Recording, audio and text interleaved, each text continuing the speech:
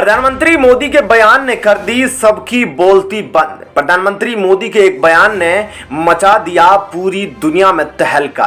पूरी दुनिया ने माना कि भारत है सबसे बड़ी महाशक्ति।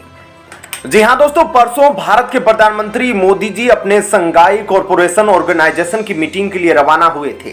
लेकिन इस मीटिंग में सबसे ज्यादा जो बात निकलकर सामने आ रही थी वह यह थी कि आखिरकार इस एससीओ की मीटिंग में भारत के प्रधानमंत्री रूसी राष्ट्रपति व्लादिमीर पुतिन और चीन के राष्ट्रपति शी जिनपिंग से काफी लंबे टाइम के बाद एक दूसरे से मिलने वाले हैं, खासकर कोविड महामारी के बाद।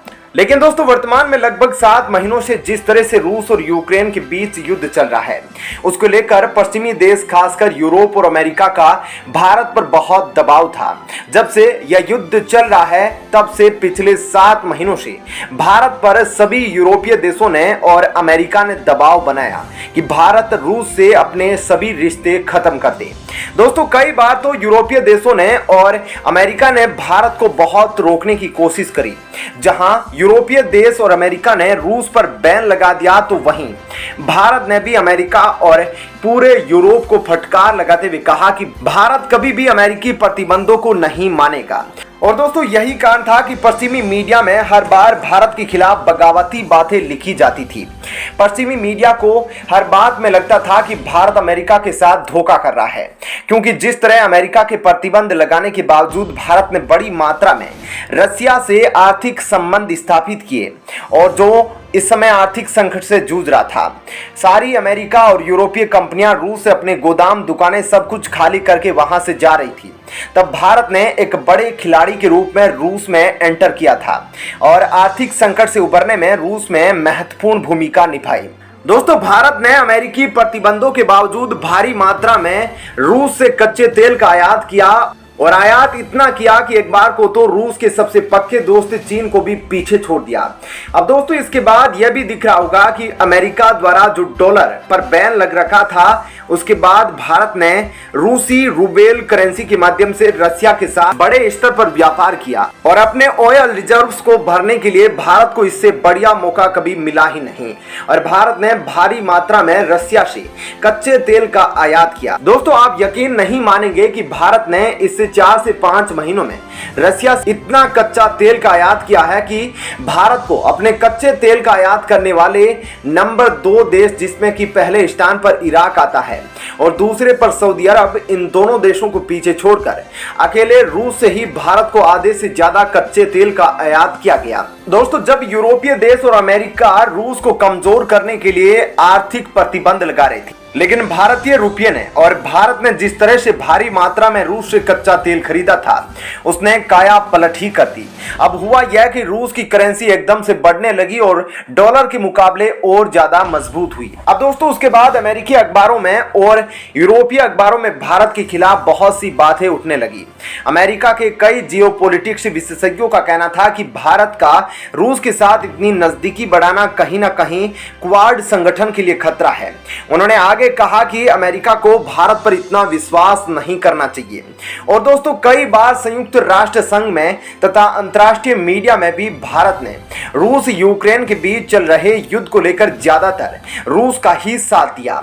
और ऐसा नहीं है कि भारत ने रूस को युद्ध रोकने के लिए बोला नहीं, बल्कि कई बार भारत ने रूस को युद्ध खत्म करने के लिए सलाह दी। अभी जब कुछ महीने पहले ही रूस ने जब यूक्रेन की एक आवासीय बिल्डिंग पर हमला किया, जहां पर आम लोग रहते थे, उस पर बमबारी की, तो भारत ने रूस के इस कदम की कड़ी निंदा की और कहा कि यह गलत है। लेकिन दोस्तों, यूरोपीय देशों के तो आंखों पर पट्टी बंदी है। उनको तो यही लगता है कि भारत हमेशा रूस की तरफ है, लेकिन भारत देश की तरफ नहीं, बल्कि जो सच है उसकी तरफ होता है। और दोस्तों, उसी का अंजाम था कि अभी हाल ही में एक हफ्ते पहले ही अमेरिका के राष्ट्रपति जो बाइडेन द्वारा पाकिस्तान को उसके फाइटर जेट F-16 के मेंटेन के लिए $450 मिलियन दिए गए। दोस्तों, ये अमेरिका की भारत को चेतावनी थी, जिसके मुताबिक अगर भारत रूस के साथ अपने रिश्ते और बेहतर करता है तो अमेरिका पाकिस्तान का सपोर्ट करना शुरू कर देगा। लेकिन दोस्तों, कल हुए भारत के प्रधानमंत्री मोदी जी और रूस के राष्ट्रपति पुतिन के बीच शंघाई कोऑपरेशन ऑर्गेनाइजेशन की मीटिंग में भारत के प्रधानमंत्री मोदी की तरफ से फेस टू फेस रूस के राष्ट्रपति पुतिन को एक ऐसा बयान बोला गया जिसके बाद तो पश्चिमी मीडिया में मोदी मोदी के नारे लगने शुरू हो गए। दोस्तों, मोदी के इस बयान के बाद तो पूरी दुनिया ने माना कि भारत ही इकलौता देश है जो पूरी दुनिया में शांति को स्थापित कर सकता है और जो विश्व में शांति ला सकता है, वही सबसे बड़ी महाशक्ति है। जी हां दोस्तों, कल हुई एससीओ मीटिंग में फेस टू फेस मीटिंग में भारत के प्रधानमंत्री मोदी ने रूस के राष्ट्रपति पुतिन को यह बोला कि वर्तमान समय युद्ध का नहीं है। पीएम मोदी ने अपनी बात को आगे बढ़ाते हुए कहा, वर्तमान समय युद्ध का नहीं है, यह पुरानी बातें थी जब युद्ध हुआ करते थे। और दोस्तों, पीएम मोदी ने बात को आगे बढ़ाते हुए कहा, युद्ध के विषय में आपकी और मेरी फोन पर बातचीत भी हुई है और भारत मानता है कि लोकतंत्र, कूटनीति और बातचीत जो पूरी दुनिया को शांति के रास्ते पर ला सकती है। अब दोस्तों, पीएम मोदी के इस बयान के बाद जब पीएम मोदी का यह बयान कि वर्तमान समय युद्ध का नहीं है टेलीविजन मीडिया में, सोशल मीडिया में छा गया। पश्चिमी मीडिया की न्यूज चैनलों से लेकर अमेरिकी अखबार तक हल्ला मचा गया, क्योंकि दोस्तों यह पहली बार था जब रूस के राष्ट्रपति को आमने सामने किसी एक देश के नेता ने साफ कह दिया हो कि इस युद्ध को खत्म करे। दोस्तों, इस बयान के बाद पूरा पश्चिम पीएम मोदी और भारत के साथ सुर मिलाने लग गया। दोस्तों, पीएम मोदी के बयान पर कई दिग्गज जियोपॉलिटिक्स विशेषज्ञों ने कहा कि भारत के प्रधानमंत्री पीएम मोदी का यह बयान अपने आप में बहुत बड़ा है, क्योंकि इससे पहले भी पुतिन को मनाने के लिए कई देश कोशिश कर चुके हैं, हाथ आजमा चुके हैं। उन्होंने दोषियों को साफ बेइज्जत करके भगाया है। दोस्तों, भारत के प्रधानमंत्री मोदी के इस बयान के बाद अमेरिकी राष्ट्रपति बाइडेन के तेवर भी ढीले हो गए हैं, क्योंकि दोस्तों दरअसल अमेरिका भी यह बात जानता था कि भारत ही इकलौता देश है जो रूस को समझा सकता है। क्योंकि दोस्तों, अमेरिका को पता है कि चीन तो रूस को समझाने से रहा, बल्कि चीन तो रूस के साथ मिलिट्री अलायंस बनाकर उसके पीछे बुरी तरह से समर्थन में खड़ा है। ऐसे में भारत एक इकलौता देश है जो रूस को यह समझा सकता है कि युद्ध से इस पूरी दुनिया को प्रभाव पड़ेगा, सभी देशों की अर्थव्यवस्था को गंभीर परिणाम भुगतने पड़ेंगे। और दोस्तों, पीएम मोदी ने भी अपने इस मुद्दे को उठाकर रूस के राष्ट्रपति पुतिन के सामने अपनी बात को रखा।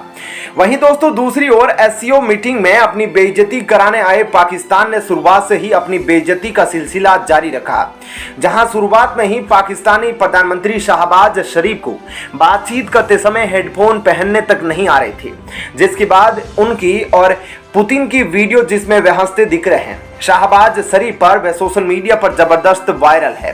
तो दोस्तों, वहीं पाकिस्तान के प्रधानमंत्री शहबाज शरीफ एससीओ मीटिंग में जिस मकसद से गए थे वह मकसद उनका पूरा नहीं हो पाया है। जी हां, पाकिस्तान के प्रधानमंत्री शहबाज शरीफ का शंघाई कोऑपरेशन ऑर्गेनाइजेशन की मीटिंग में जाना एक ही मकसद था, वह जाकर पाकिस्तान के लिए भीख मांगना। क्योंकि दोस्तों, जिस तरह से वर्तमान में पूरा पाकिस्तान बाढ़ की चपेट में आ चुका है, उसके बाद पाकिस्तान के हालात बिल्कुल भिखारी की तरह हो गए हैं। और दोस्तों, ये समझ लीजिए कि पाकिस्तान के प्रधानमंत्री नवाज शरीफ बस यह दिखा दिए थे, जो कि बस कोट पहनकर शंघाई कॉरपोरेशन की मीटिंग में भीख मांगने गए थे। लेकिन दोस्तों, एससीओ की मीटिंग में किसी भी सदस्य देश ने, यहां तक कि चीन ने भी पाकिस्तान को भीख नहीं दी है। ऐसे में आपका इस खबर पर क्या कहना है, जरूर बताएं। धन्यवाद।